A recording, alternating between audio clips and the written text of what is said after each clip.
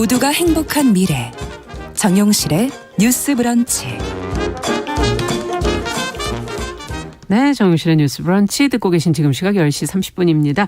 필환경 시대를 맞아서 기후변화의 심각성을 좀 되새기는 그런 시간이죠. 환경하자 서울환경운동연합의 이효리 팀장 자리해 주셨어요. 어서 오세요. 네, 안녕하세요. 오늘은 어떤 얘기를 좀 해볼까요? 요즘 너무 덥잖아요. 네. 폭염도 연일 계속되고 이번에 있는데요. 9월까지 간다는 지금 얘기도 있어요. 네, 맞아요. 네. 더워도 너무 더운 여름입니다. 이런 기후변화 어서 빨리 해결이 돼야 될 텐데 현재 국회에서 기후위기를 법제화하는 논의가 본격화되고 있습니다. 중요한 때군요. 네, 맞습니다. 네. 그러면 이제 나온 겁니까? 기후위기 대응을 위한 법안이? 네, 사실 이 기후위기 대응을 위한 법안 논의를 이제야 드디어 시작했다고 말하고 싶은데요.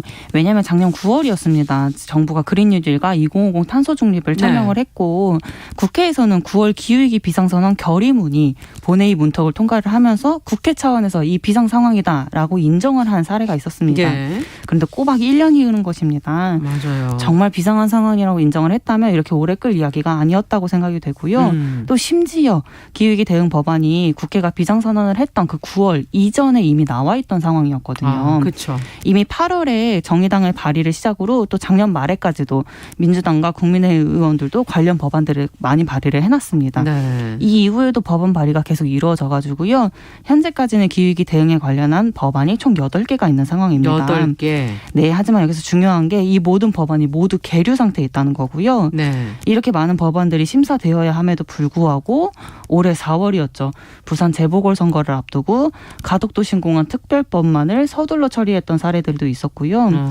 이게 정말 국회가 기후위기 비상선언을 상황이다라고 인정을 하고 또 결의까지 한 상황인데 이런 결의문이 무색해진 만큼 선거 앞에서는 기후위기도 무시해도 될 만한 존재다라고 생각하지 않았나 싶은 생각도 들고요. 네. 이렇게 아쉬운 과정들도 많이 있었습니다만 현재는 국회가 이제 환경노동위원회에서 입법 공청회를 여는 등 이 법안을 법제화하려는 논의가 본격화되고 있는 상황입니다. 네, 이게 선거를 앞두고 무시할 문제는 아닌 것 같은데 이제 앞으로는 이 환경 문제에 대해서 관심 있는 젊은 분들도 많기 때문에 맞습니다. 그렇게 무시할 수 있는 부분은 아닌 것 같고 어쨌든 8개 법안이 모두 지금 그냥 계류되어 있는 상태다. 네, 둥둥 떠 있죠 지금 현재. 네. 이 법안이 마련돼야 하는 이유를 좀 설명을 해 주시죠. 네. 2050 탄소 중립을 해야 하는 상황입니다. 이게 탄소 중립을 목표로 둔 법이 분명히 있어야 되는 건데요. 좀 더 자세히 말씀드리면 일하는 사람이 바뀌어도 기후위기 대응을 담보해줄, 보장을 해줄 법과 제도가 필요한 것입니다. 이러한 법과 제도가 없다면 국회와 정부가 바뀔 때마다 뭐 녹색 성장, 저탄소 사회, 뭐 순환 경제 이런 모호한 표현으로 탄소 중립 목표가 흐지부지 돼버릴 것이고요. 그렇기 때문에 기후위기 탄소 중립을 법으로 제정을 해서 국가 차원의 대책과 대안을 명시하고 또 파리 협약으로 약속된 부분들이 있잖아요.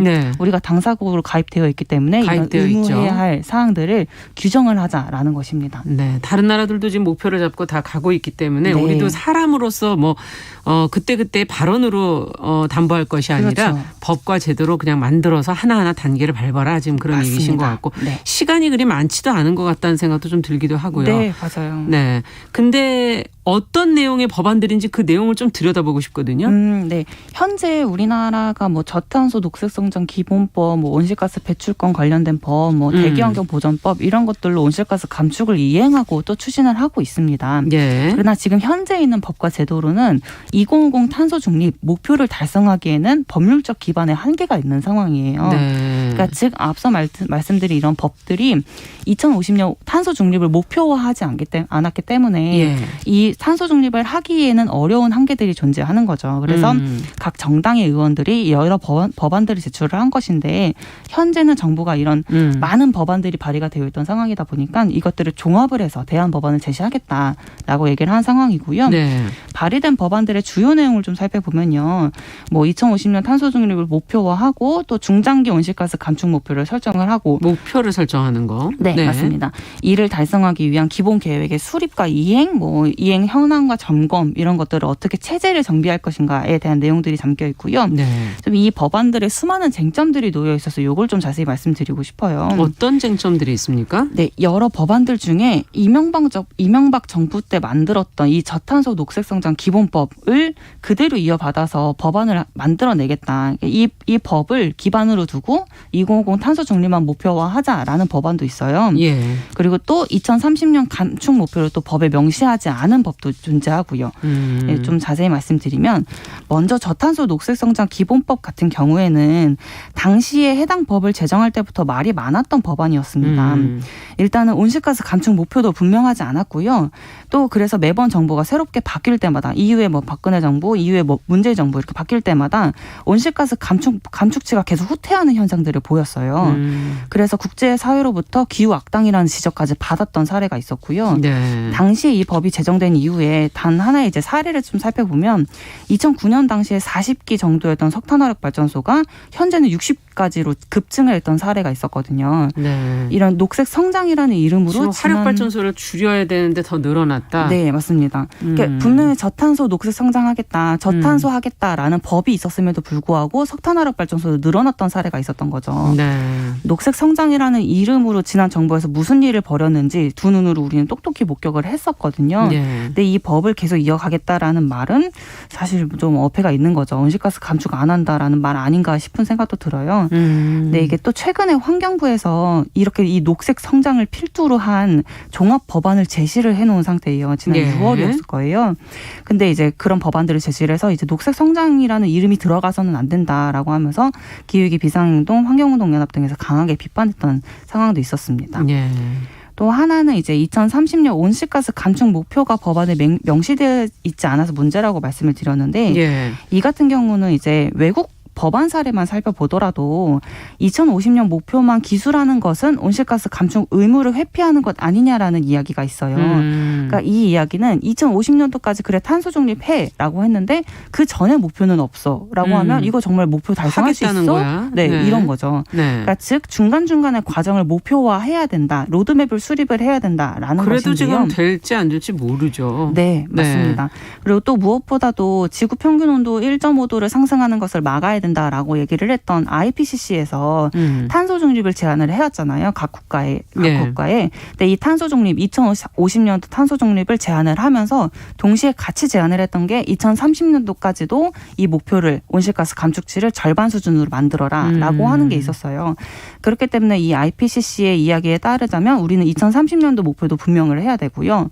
그러니까 절반 수준의 목표도 있어야 되고 2050년도 탄소 중립도 해야 되는 상황인 거죠. 네. 네. 아, 진짜 목표를 정확하고 구체적으로 만들어라. 지금 그런 얘기신 것 같은데. 네, 그걸 맞습니다. 법과 제도로까지 네. 만들어라. 시간은 이제 올 안에 이게 결정이 돼야 되지 않습니까? 네, 맞습니다. 네. 계속 후퇴되어서는 안 된다고 생각이 되고요. 그렇죠. 이런 목표치가 분명히 해야지 정말 이 기후위기 대응 법안이 실효성 있는 법이 될 거라고 생각이 됩니다. 네. 그렇다면 어떤 부분을 끝으로 좀 강조해 주고 싶으세요? 이게 기후위기, 이 탄소 중립, 이 사실 전 세계적인 목표입니다. 거의 각 국가마다 해야 되는 조별과제 같은 거예요. 네. 네, 이렇게 각 국가마다 해야 될 목표와 역할이 분명히 있는데 이런 목표와 역할들을 마치 디딤돌 삼아가지고 또다시 녹색 성장하겠다, 또 다른 경제 성장하겠다라고 이야기를 하는 것은 좀 사실 차라리 하지 말라고 얘기를 하고 싶어요. 단순히 성장이 목표가 되어서는 안 되거든요. 네. 정말로 탄소를 중립할 수 있을 만큼 정말 이렇게 탄소를 흡수하고 탄소를 또 배출원을 줄이는 것, 배출 제로 수준을 만드는 것이 우선되어야 할 목표들이 분명히 있습니다. 그리고 이번에 제정이 될 이 기후위기 법안 자체가 이후 30년을 책임지고 이끌어갈 법인 맞아요. 거예요. 굉장히 중요한 법이고요. 예. 이 온실가스를 어떻게 하면 대폭 감축할 수 있을지 또 지금의 이런 사회적 불평등을 어떻게 해소할 것인지가 담겨있는 법이어야 되겠습니다. 네. 무엇보다 좀 더 구체성을 갖고 실현 가능한 목표들을 만들고 그것을 지켜나가려는 노력과 의지가 필요한 것 같네요. 네, 맞습니다. 네, 서울환경운동연합의 이효리 팀장과 함께한 환경하자.